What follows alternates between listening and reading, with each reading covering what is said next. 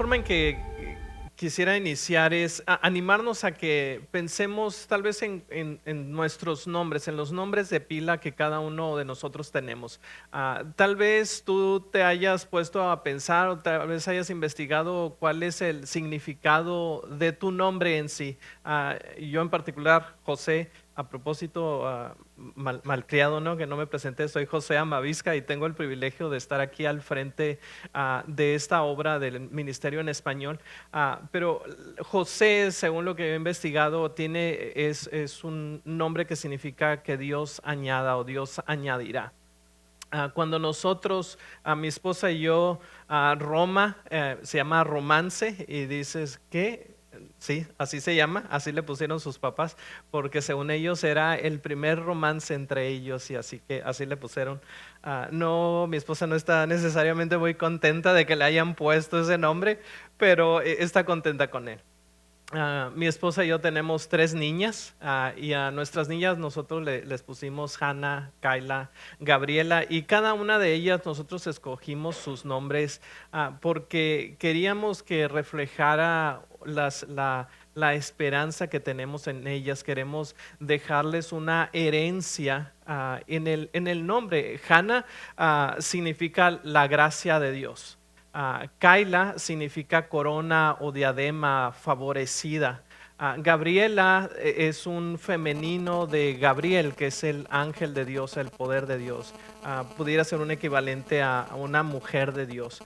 Y por lo general nosotros escogemos nombres porque tenemos alguna intención para con nuestros hijos. No les llamamos cosas, o por lo general, sé que hay algunos que sí. Por ahí estaba viendo un video el otro día donde una maestra está listando nombres bien peculiares que les ponían a sus hijos. Uno de ellos, y este es un video en México, una maestra que decía, a uno le pusieron a Michael Jackson Pérez Rodríguez. O sea, de nombre le pusieron Michael Jackson. Pero bueno, pero no es muy común que encontremos nombres que tienen un significado dañino o que marcan la vida de los niños de niños o niñas de una manera malsana, ¿no? No es muy común, aunque sí se da el caso, hay que les ponemos a niñas, por ejemplo, Jezabel, que era una reina corrupta, pervertida en el Antiguo Testamento. No la encontramos muy comúnmente. Ah, no encontramos muy comúnmente a niños que les pongan el nombre, por ejemplo, como Samúa.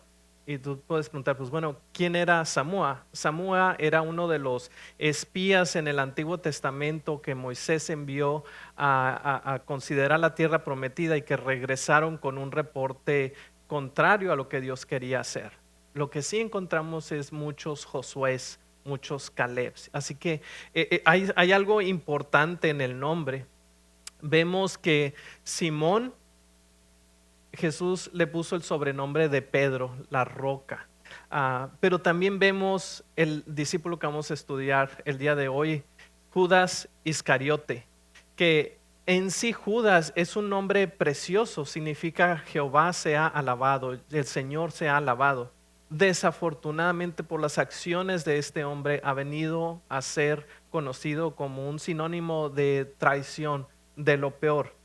Así que Judas Iscariote es de quien estamos hablando el día de hoy, y vamos a leer una vez más la lista que viene en Mateo 10, de donde se listan los discípulos, y lo puedes leer en las pantallas si gustas seguir conmigo. Dice del 12 en adelante: los nombres de los 12 discípulos apóstoles son estos.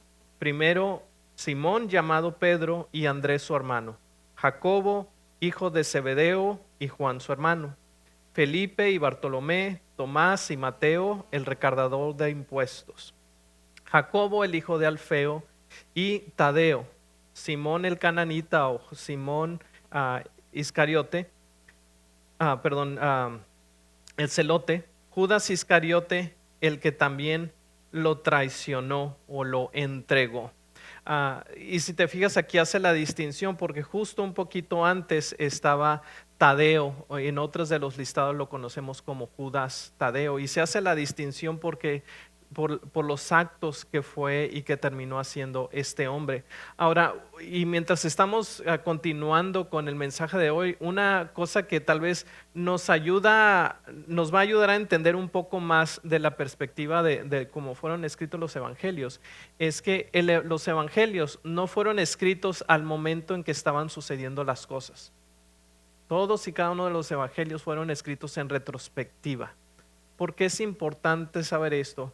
Porque conforme vamos leyendo los pasajes que leemos el día de hoy, los discípulos no sabían lo que sucedía en el corazón de Judas el Iscariote, no sabían acerca de esa guerra, acerca de ese conflicto interno que él estaba teniendo, no sabían la condición de su corazón, no desconfiaban de él porque no tenían por qué desconfiar.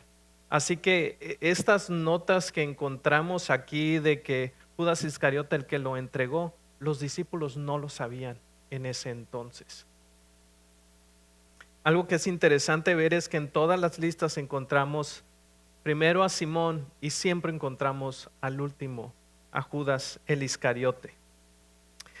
Judas era un hombre, como vimos la semana pasada, cuando hablamos de Judas Tadeo, eso era un nombre muy común y de hecho encontramos entre las personas relacionadas con Jesús en el Nuevo Testamento a por lo menos tres de ellos, tres personajes que llevaban el nombre de Judas. Judas Iscariote no es un nombre, no es un sinónimo malo, sino simplemente significa Judas, el que es de la región de Cariot. Es todo lo que significa. ¿Por qué es interesante también eso? Porque es el único de los discípulos que no era de la misma región que todos los demás. En cierta medida era un poco un extranjero en cierto sentido. Sin embargo, nunca vemos que los discípulos ni Jesús mismo lo rechazó o le tuvo un trato especial de que tuvieran desconfianza de él. Siempre se le aceptó como parte del grupo de los discípulos. Algo que es interesante saber es que él era el encargado de administrar los recursos, el dinero. ¿Y por qué es importante esto? Porque aún hoy en día uno le confía, si tú tienes un negocio, tú le confías las finanzas a alguien que es de tu suprema confianza. No le entregas la administración del dinero a alguien que tienes duda, a alguien que tal vez tiene un pasado, difícil en cuanto a las finanzas. Tú le confías a alguien en que tienes confianza. Y este era el caso de Judas Iscariote. Sin embargo, al estar leyendo, nos damos cuenta que él utilizaba esta posición que tenía y esta confianza para robar, para sustraer dinero para sí mismo. De nuevo, aquí por esto es importante el comentario que te hacía de que los discípulos no sabían, ellos tenían completa confianza en él. Los discípulos no podían ver la hipocresía que en algún momento empezó a entrar y tomó posesión de su corazón. Sin embargo, Jesús sí lo sabía y en ningún momento, hasta incluso el tiempo mismo en que Judas le entregó, se refirió a él como amigo. Les invito a que vayamos conmigo a Juan 12, del 1 al 8. En Juan 12, del 1 al 8, y durante el desarrollo de este tiempo vamos a ver un contraste entre la vida de María, la hermana de Lázaro, y Judas. Más adelante también vamos a ver un contraste entre Pedro y Judas, el Iscariote. Vamos a ver unos contrastes muy, muy interesantes que realmente mi esperanza, mi deseo es que despierten en ti un corazón que se rinda cada vez más al Señor. Leemos en Juan 12 del 1 al 8 que dice: entonces Jesús, 6 días antes de la Pascua, vino a Betania donde estaba Lázaro, al que Jesús había resucitado entre los muertos, y le hicieron una cena allí. Y Marta servía, pero Lázaro era uno de los que estaba a la mesa con él. Entonces María, tomando unos 300 gramos de perfume de nardo puro, que costaba mucho, ungió los pies de Jesús y los secó con los cabellos, y la casa se llenó de la fragancia del perfume. Aquí un par de datos interesantes que nos ayudan a apreciar más esta historia. El costo de este perfume de nardo, estos 300 gramos, era más o menos 2/3 del salario íntegro de un jornalero. Otros mencionan que tal vez era una cantidad grande, que era posiblemente la dote que María tenía. Esto significa que muy posiblemente ella estaba renunciando a cualquier posibilidad en el futuro poder casarse. Ella estaba entregando lo mejor que ella tenía, lo estaba entregando a Jesús. Otro detalle que tal vez ahorita en nuestros días no tiene mucho más significado es que con sus cabellos, ella se soltó el cabello y con sus cabellos lavó los pies de Jesús. Una mujer digna y respetable jamás en esos tiempos dejaría suelto su pelo. Solamente las mujeres de la noche son las que harían este tipo de cosas, no una mujer respetable. Sin embargo, ella dio todo lo que podía y no le importaba lo que otros pudieran pensar por el servicio, por la adoración que ella estaba entregando a su Señor.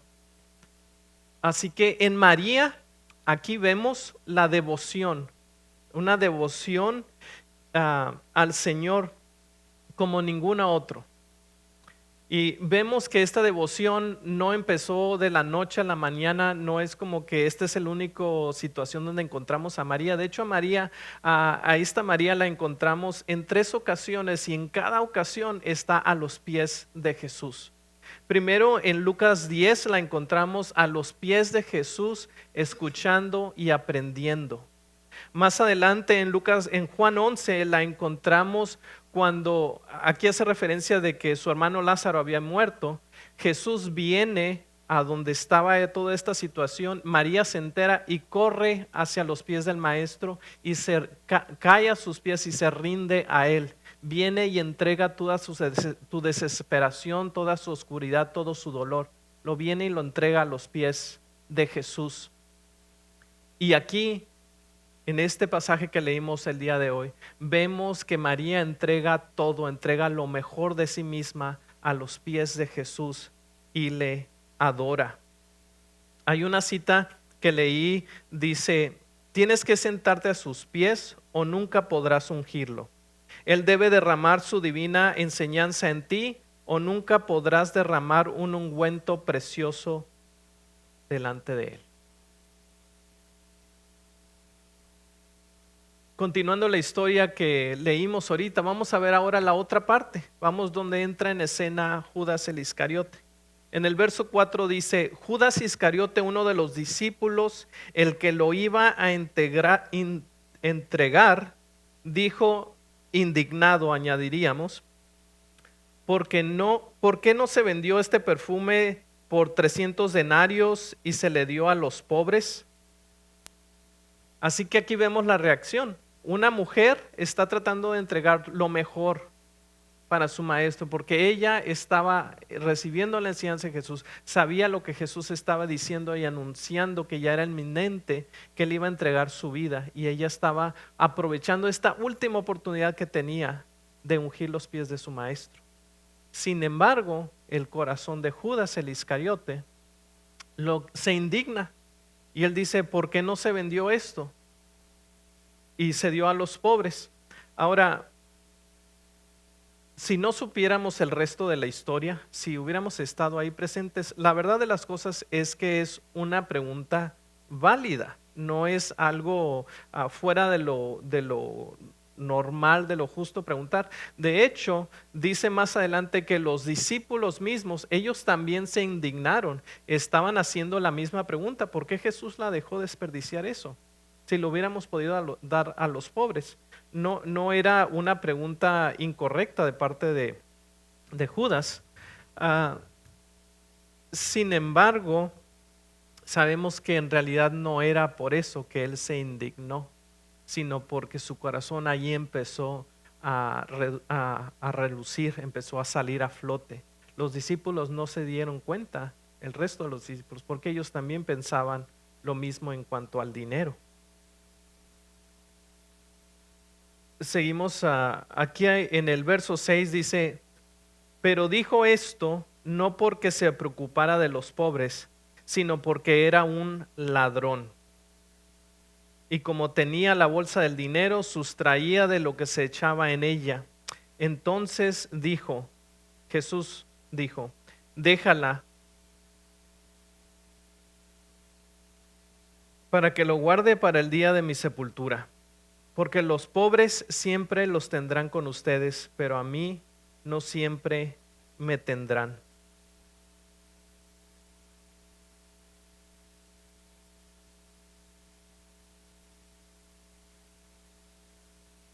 No sabemos en qué momento Judas empezó a entregar su vida, a dejarse llevar por el amor al dinero, por la codicia, por el orgullo de la vida. No sabemos en qué momento empezó él a vivir una vida de hipocresía. Estando aún junto con el Maestro, estando con Jesús mismo, teniendo todas las mismas oportunidades que todos los otros discípulos tuvieron, sin embargo su corazón nunca vivió en devoción a Dios, siempre vivió en hipocresía. Vemos una clara y bella imagen de lo que es devoción a Dios y de lo que es duplicidad, una hipocresía en la vida de Judas el Iscariote.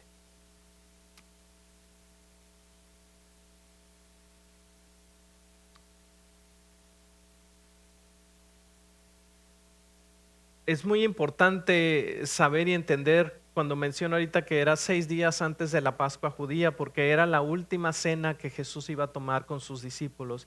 Y parte de los rituales que se llevaban a cabo en cuanto al simbolismo de la Pascua judía, había una parte muy particular que tomaban, y era de que parte de la cena era de que los judíos tenían que tomar ciertas hierbas amargas, porque esto les recordaba el cautiverio que habían recibido en Egipto, pero también nos recuerda de la amargura del dolor que produce el pecado y la esclavitud del pecado sobre nuestras vidas.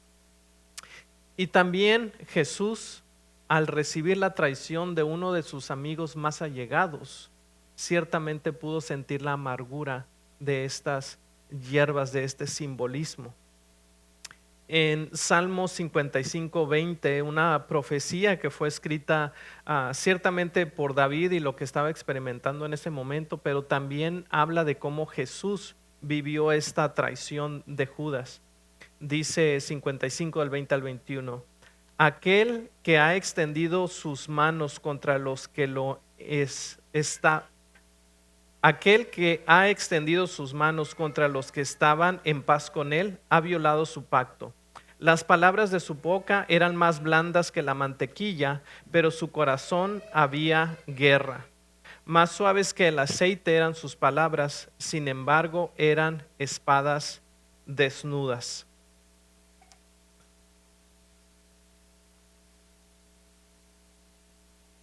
Durante el tiempo de la cena, mientras estaba iniciando, hubo un momento en donde donde Jesús hace claro que todos ustedes están limpios, pero hay uno que no está limpio. Sin embargo, Jesús no dice es él, no tiene esa reacción en contra de ellos, pero lo deja claro que uno de ellos lo iba a traicionar.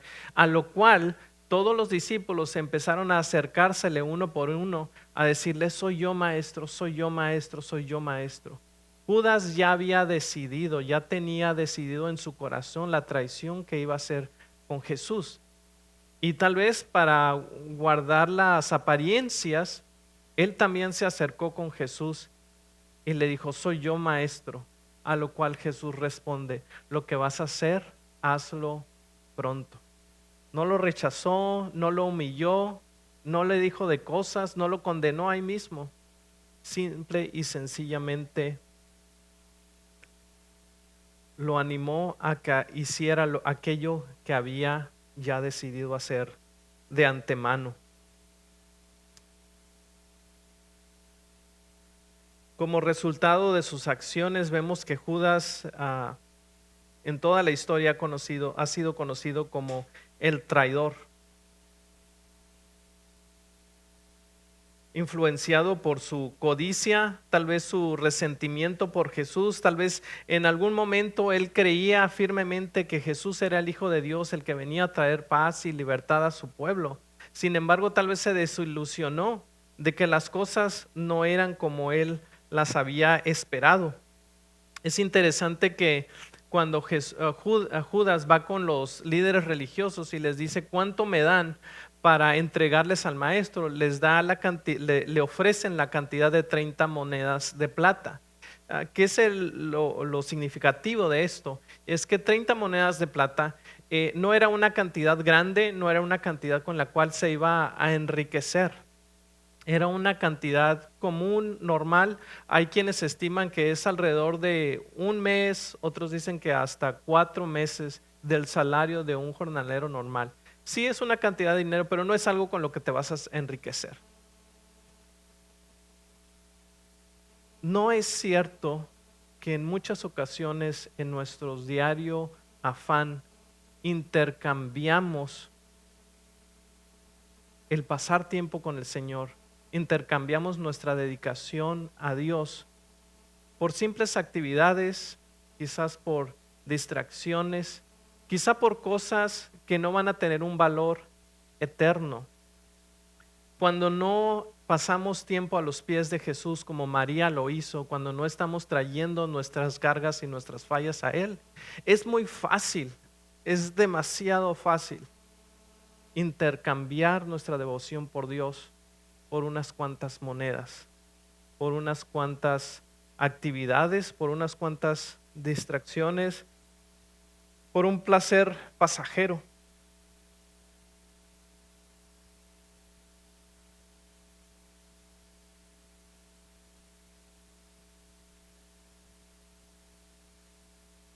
Otra de las puntos como nos damos cuenta lo hiriente que fue la traición de Judas hacia Jesús es la forma en que lo hizo.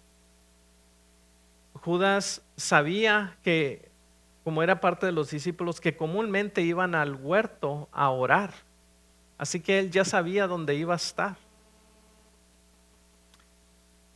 Y cuando viene con este contingente de personas, de soldados, a arrestar a Jesús, dice uno de los evangelios que Jesús se pone al frente de ellos y les pregunta a quién buscan, a lo cual Jesús contesta, yo soy. Ya no necesitaban identificarlo, ya sabían quién era. Sin embargo, Judas tuvo la osadía de acercarse con el maestro, quizá mirarlo a los ojos y darle la expresión de cariño más grande que pudiera haber, que era un beso en la mejilla, y con eso identificar al maestro.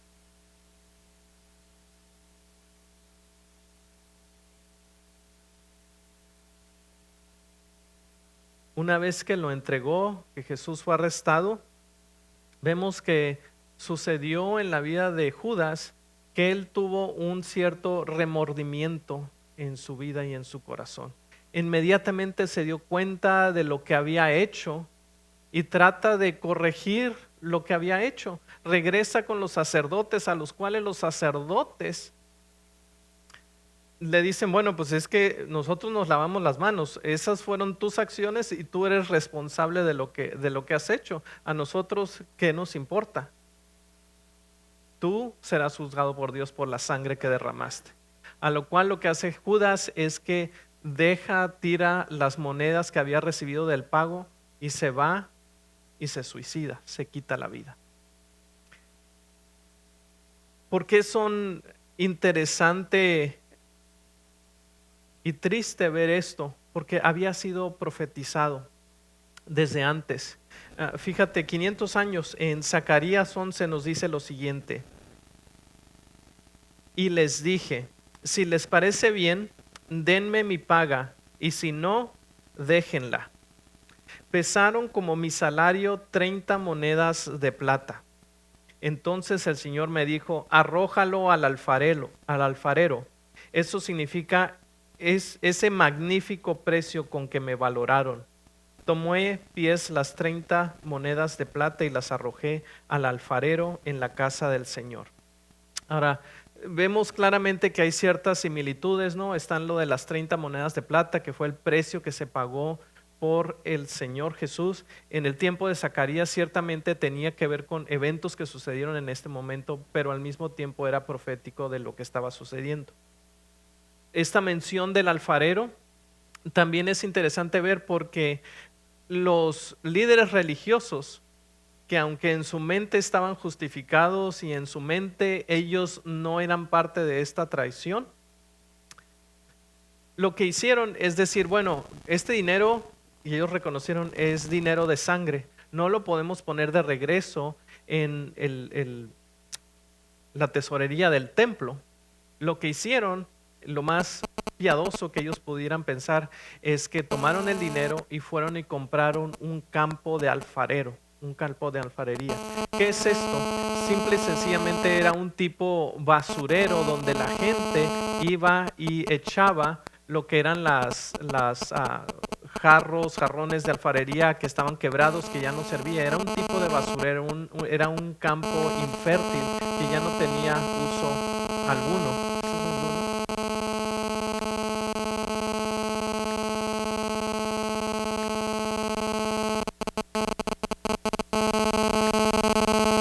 ¿Sí?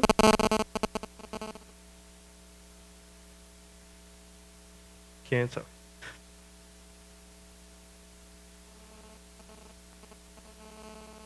Válgame, ahí estamos.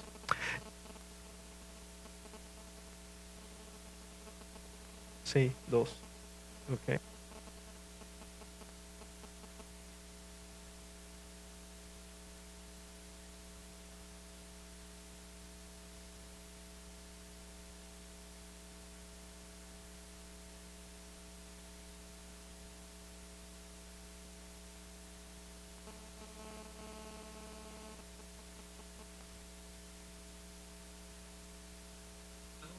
No estuvieron dispuestos a reconocer que ellos también estaban siendo partícipes de la sangre de un hombre inocente.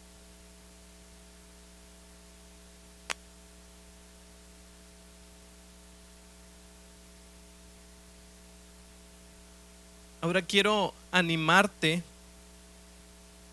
como te decía en un principio, vamos a ver el contraste entre María y Judas, pero ahora este es un contraste muy que me pegó en el corazón desde que lo escuché por primera vez y estudiándolo el día de hoy. Y este es el contraste entre Pedro y Judas. Es un contraste que nos lleva a ver cómo en muchas ocasiones podemos estar tan cerca, involucrado en actividades de la iglesia, podemos decir como el mismo Judas lo decía, tal vez él vivía una vida donde aparentemente todo estaba bien, donde aparentemente él no necesitaba, él tenía todas las cosas en orden en su vida, y sin embargo el resultado de su vida fue otro. Pero también podemos ver a la vida de un Pedro que tuvo acceso a las mismas enseñanzas de Jesús, pasó el mismo tiempo con Jesús, tuvo acceso a la misma gracia que tuvo, y el resultado de su vida fue distinto. Veamos estos dos comparativos. Pedro era un discípulo de Jesús, Judas Iscariote fue un discípulo de Jesús. Se sentaron delante del Cordero de Dios. Judas estuvo cerca del Cordero de Dios. Ambos fueron tentados por Satanás. Cuando Pedro declaró tú eres el Hijo de Dios, inmediatamente quiso detener a Jesús de cumplir el propósito por el cual había venido, que era morir en la cruz, a lo cual Jesús le contesta, aléjate de mí, Satanás. Judas dejó, cuando Jesús le dijo lo que vas a hacer, ve y hazlo pronto, uno de los pasajes dice: inmediatamente entró Satanás en él. Pedro negó a Cristo 3 veces en el tiempo más oscuro de nuestro Señor. Judas traicionó al Señor por 30 monedas de plata. Pedro repetidas veces experimentó el fracaso y el pecado de maneras espectaculares y escandalosas. Judas experimentó pecado y fracaso de manera espectacular que ni al día de hoy podemos olvidar. A ambos se les dio aviso de lo que iban a hacer, de su traición. A Pedro se le dijo: me vas a traicionar 3 veces. Judas se le dijo: lo que vas a hacer, ve y hazlo pronto. Uno de ellos reconoció su culpabilidad,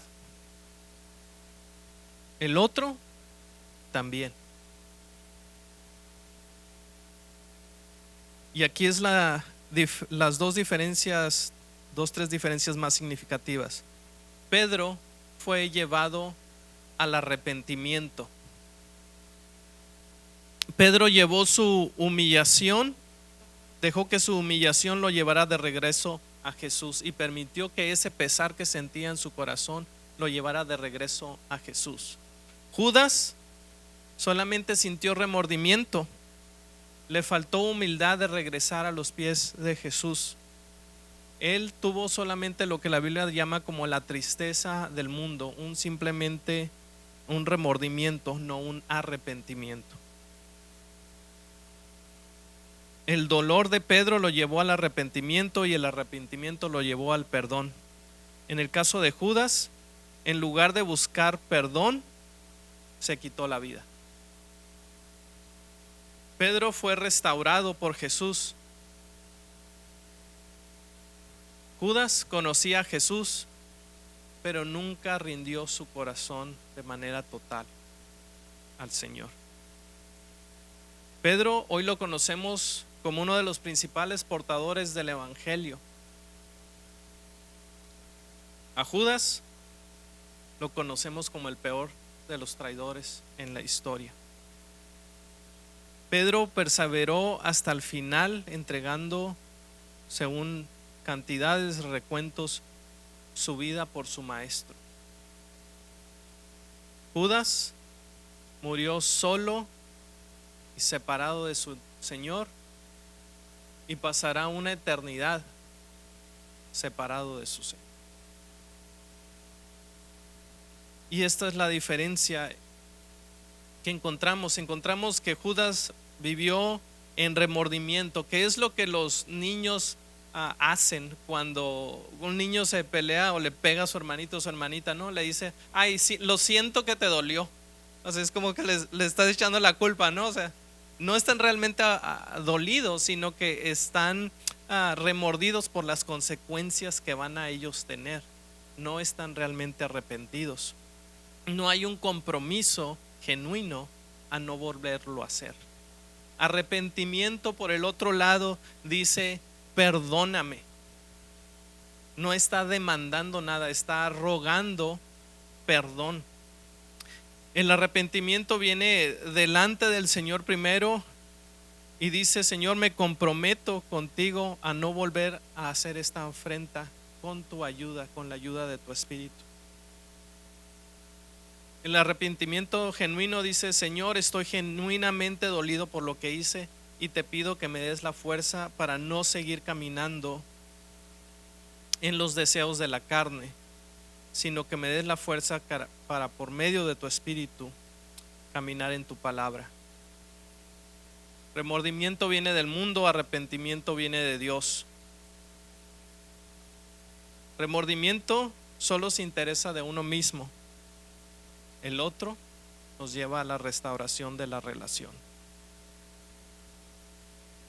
Mis amados, les quiero animar a que en este momento, en la semana, al tal vez tener un tiempo de reflexión, un tiempo que puedas pasar a solas con Dios, realmente le pidas al Señor que analice, que busque tu corazón y que te ayude a vivir una vida en arrepentimiento continuo, viviendo en una dependencia de Él continua y genuina. Tal vez puede que algunos de nosotros hemos estado viviendo una vida, un estilo pecaminoso al cual nos hemos engañado de que está bien. Es que vengo a la iglesia y dices, eso es suficiente. Sin embargo, si eres honesto contigo mismo y delante de Dios, sabes que no es la vida a la cual el Señor te ha llamado. El Señor nos llama no a simplemente aceptar a Jesús en nuestros corazones, nos llama a ser discípulos de Él. Que es la frase que aprendimos en esta serie: un discípulo es aquel que aprende y adopta las enseñanzas de su maestro y su estilo de vida. No es solamente lo que recibimos y continuamos viviendo las vidas como bien nos plazca. Ahora debemos de vivir unas vidas como Él las viviría. Termino con esto. Es una parte de un sermón de un predicador en los 1800 que se llamaba Spurgeon. El sermón habla de la traición y precisamente habla de Judas. Dice lo siguiente, y lo puedes seguir ahí en la pantalla. Dice: aquellos que afirman no queremos ese sermón son con toda probabilidad los que más lo requieren.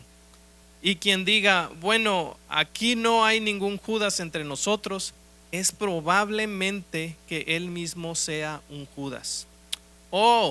Exploren su interior, revisen cada escondrijo, examinen cada rincón de su alma para discernir si su religión es por el bien de Cristo, por la verdad y por Dios, o si es solo una profesión que adoptaron por ser respetable, por convenirnos, una profesión que mantienen porque les brinda sustento. Que el Señor nos escudriñe, nos ponga a prueba y nos guíe a reconocer nuestros errores. Y ahora, en conclusión, existe un Salvador y ese Salvador está dispuesto a recibirnos en este momento. Si bien no soy un santo, sí soy un pecador.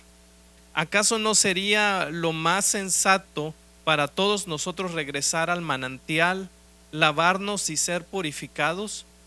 Que cada uno de nosotros comience de nuevo y declare: Maestro, tú conoces mi ser, yo no me conozco a mí mismo, pero si estoy en error, corrígeme. Y si estoy en camino correcto, manténme en él. Confío en ti, cuídame ahora por tu propia voluntad, por tu propia bondad, Jesús. Amén.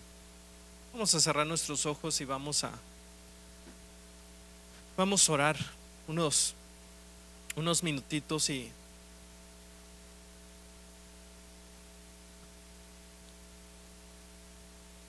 quiero animarte.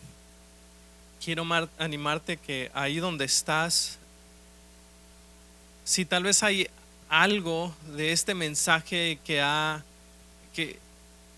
causado un despertar en tu corazón, si tal vez sientes que hay algo ahí que el Señor te está incomodando, te está inquietando, no estás tranquilo, no estás en paz para con Dios, tal vez hay algún conflicto interno a lo cual el Señor quizá te está llamando la atención, a traerlo a la luz delante de Él primero que nada. Te animo a que no tengas prisa de irte, a que no tengas prisa de salir de este lugar, sino que tomes mano de esta oportunidad que quizás el Señor está hablando a tu corazón para que te pongas a cuenta con Él. Toma tal vez un par minutos mientras escuchamos aquí la guitarra para ponerte a cuentas delante de Él. Ahí en la privacidad de tu lugar, confiesa aquello que está alejándote, que está poniendo una barrera entre ti y Dios.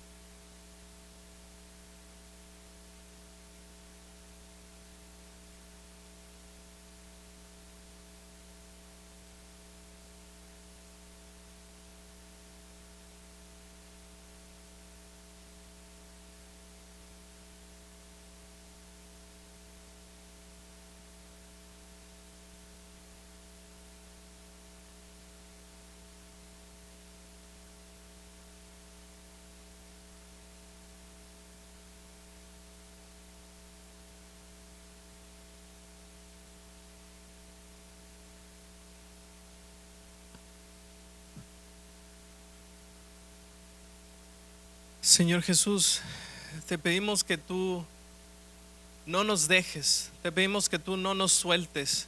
Señor, reconocemos la debilidad de nuestras vidas, reconocemos que no somos perfectos, pero no lo decimos para escudarnos. Señor, te pedimos que tú nos ayudes, que tú nos llenes de tu Espíritu Santo para ser más como tú, Señor, para poder alejarnos, para poder dejar de lado el pecado que tan fácilmente, en el cual tan fácilmente nos hemos entregado y hemos decidido conscientemente darle la prioridad en lugar de darte la prioridad a ti.